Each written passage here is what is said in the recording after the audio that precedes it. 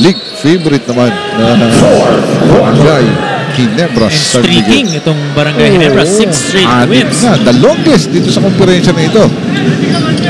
And they're doing it without Mark Tagiwa in the past few games. Correct. And some other players, sila Dylan Nababo, wala pa rin.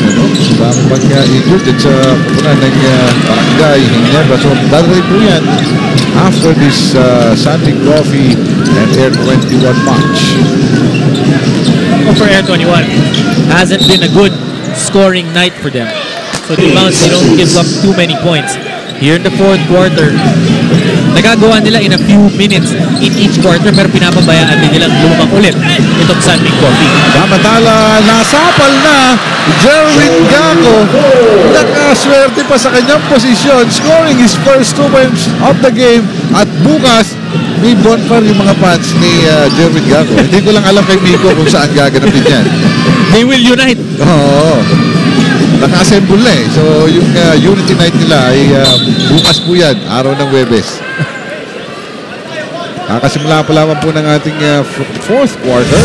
Ito, tingnan natin ha. Vintage yung left, nasapal pa yung masumandali. Pero, ayun naman, tinira naman niya eh. Wala akong sinabi. Kita mo, sabi ko, kita mo naman. Kay Jerwin Gaco yun. Siya ang naka-score nun. Appreciative. Without a doubt. Without a doubt. 62-45, 17-point lead. Mike Danigan was ganged upon. He was checked completely. Well, so far, in the first 3 quarters, hindi nila binibigyan ng opportunity kung si Michael Danigan. Kung maalala mo yung mga puntos niya, isa lang yung layup niya off his own move. Other than that, offensive rebound. So Sunday Coffee has effectively pushed him out of his sweet spot.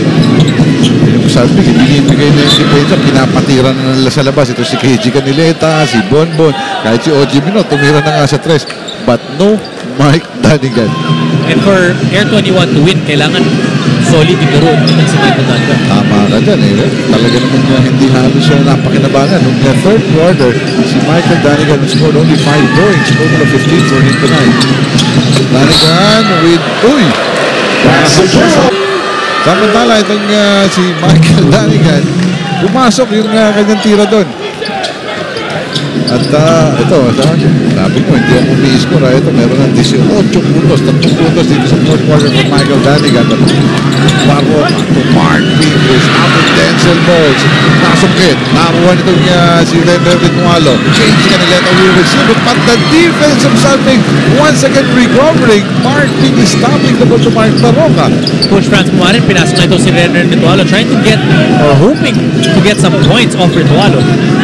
Wala na silang mapagugutan eh. Kaya papalalim na lamang yung kanyang bench. But this time, Denzel Bowles! 25 points para kay Bowles. At mahirap na naman yung tirang yun ha. Parang fade away na yun, yung jump shot niya.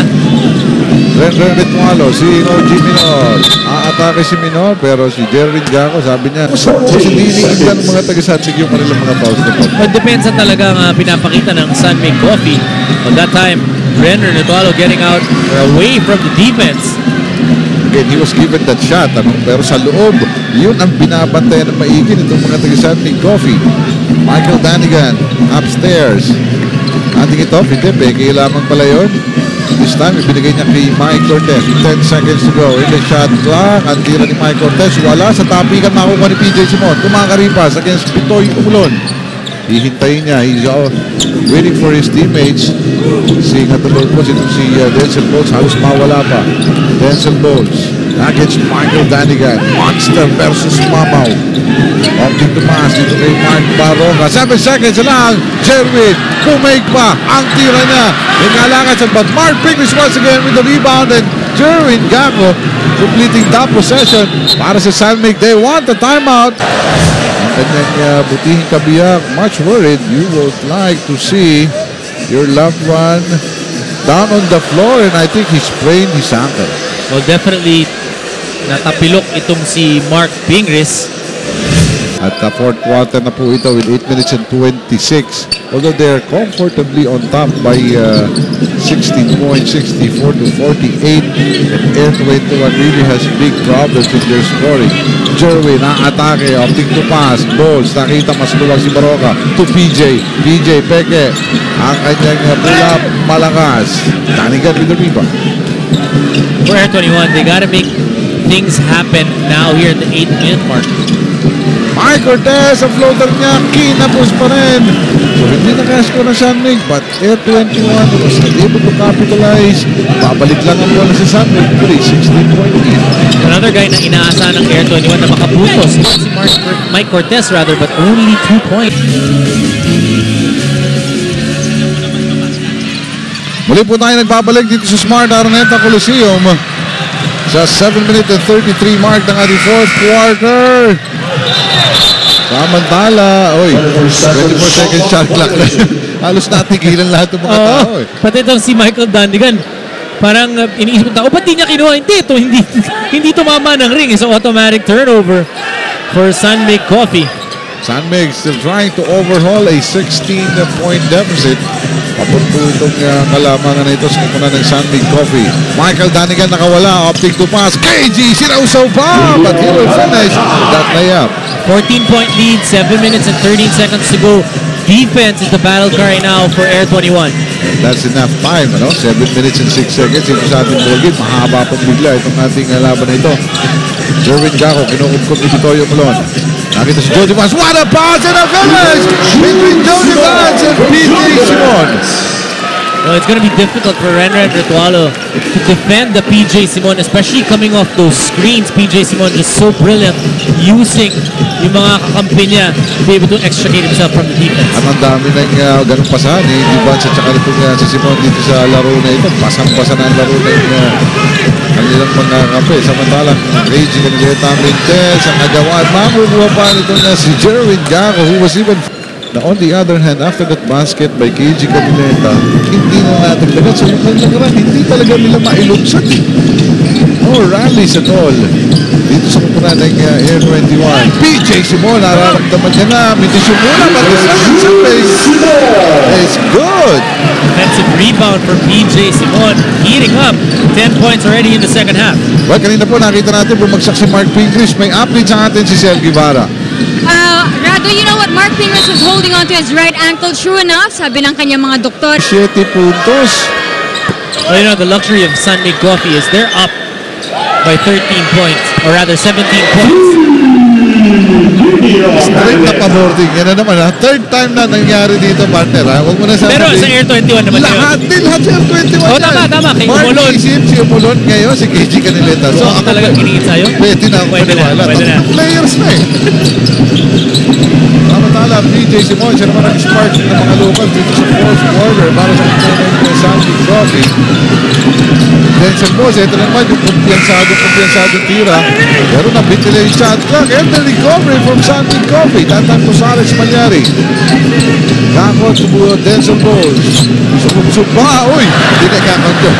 Galing sa ilalim na yun. At tawag mo ng Air 21. KG Spray. 4-3! Ayaw pa rin for KG Canileta. Counter attack. Jody Vance, may preno. Mahirap na. Michael Danigan ang bantay niya. Alley-oop to Denzel Mose!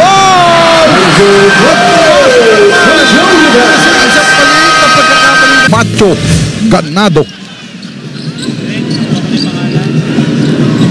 70-54, 16 pa rin po ang kalamangan itong Sunmig Coffee. At ang Air 21, lahat na ginawa kasama itong 3-point attempt na pasa kaliwa sa likod o kanan ng mga nanonood ng PBA. Welcome to the PBA, Commissioner Kim Hinares. Kasama na yung kanyang asawa. Kanina pinakita yun si Dabi Hinares. Welcome po sa PBA. Samantala, ang mga taga Sunmig Coffee, hindi wini-welcome itong mga taga Air 21. Lahat na lang ng efforts ng Air 21, they were able to thwart it. The good thing about Sunmig Coffee is they're doing it itong si Michael Donovan. And Sunmig Coffee doing it without James Shop, itong si PJ Simon. Ngayon na lamang, higa nga pumutok dito sa fourth quarter. Si Mark Pingris, well, yun ang malaking tulong. Although na-spread mo siya. Si Mark Pingris. Mark Isip, taling the two. At natapos sa kalamangan ng 13 points. 72-59. Alex Palyari. Alip, ibinaig sa kito si Ralph Davis. That will be the best in place. Nakukuha ng Air 21. Pull up, 3-pointer. KG for 3. They needed that big shot by KG Canileta. 20. In this last quarter, 10 na lamang yan ang mapagitan sa Sunmig at Air 21 72-62. There's a full court press. Ito, maitatawid ba? Naitawid ng San Mig Coffee. Muntik na partner yun. Mga kagandahan doon, nabawasan na nila yung shot clock itong San Mig Coffee. Samantala ito, pagkatake ni DJ Simon, naantala at nakuha pa ng Air 21. Das Bitoy yung mulo, nakita si Winnie Arboleda. 2 kg, balik kay Winnie, titira na 3, ayaw! But Bitoy Mulon was there for the offensive rebound and Michael Danigan in his way for miracle shot. Was it a miracle? No, it's quite simple.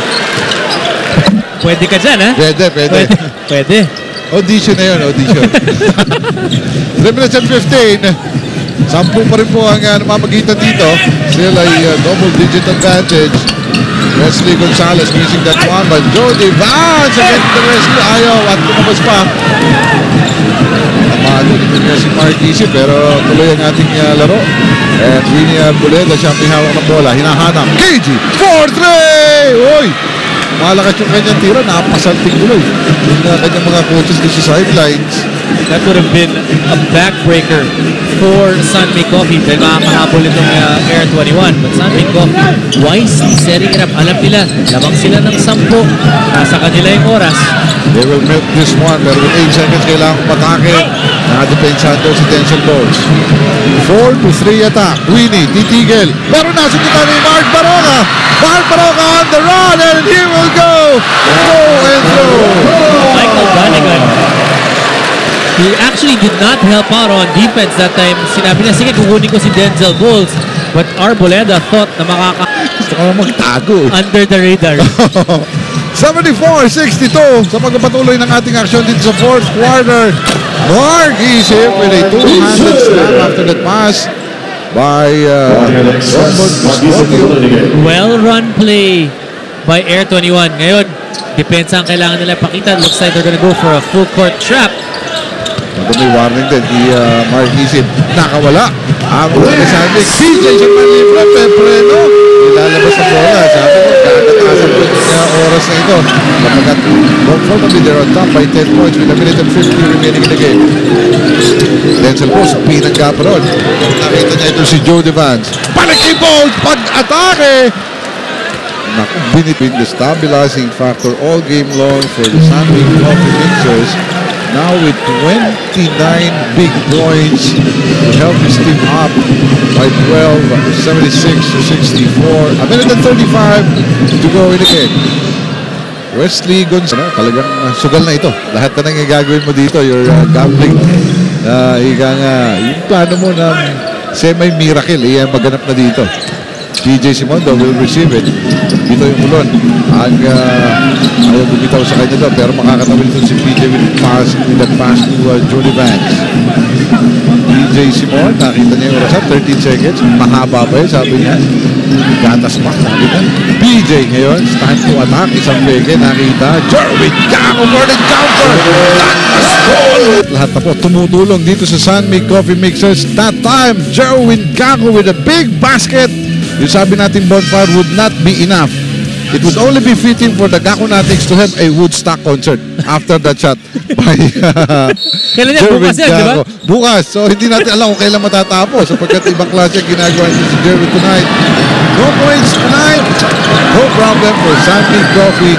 At for players, mas mahalaga na manalo ang iyong muna, especially their spiritual leader in James Yap. Well, James Yap struggled. Makikita mo, pati mga tiro niya medyo alangan talaga. Parang hindi siya komportable. Not 100% just yet. But you know what? Ang kaganda dito sa San Mig Coffee, meron mga sumasalo sa kanila when their star players have an off night. Today, Mark Pinger's playing well. PJ Simon coming in the third and the fourth quarter. Pati ito si Jerwin Gago. Dapat nakutos na. Jody Vance, we have to point out the contribution dito si Jody Vance and Mark Baroka. Samantala! Hindi pa tapos! Ito si Jerwin Gago now with 6 points. Naku, yung Woodstock concert kailangan pag-isipan pa natin. Ano pa ang susunod? Next level na. Iba na. Talaga, nasa ibang level na ito na si Jerwin Gago. Ngayong gabi na ito, may rebound pa. At hindi pa tapos ang ating laban, 14. Ang kalamangan ng San Mig Coffee, 80-66. 12 seconds. Ito, uubusan na. Jerwin Gago, magtatak na ba ito? Hindi, kay Mark Baroka niya na ibibigay. At uubusin na lamang ang ating oras. So matatapos po tayo. 80-66. And Sammy Coffee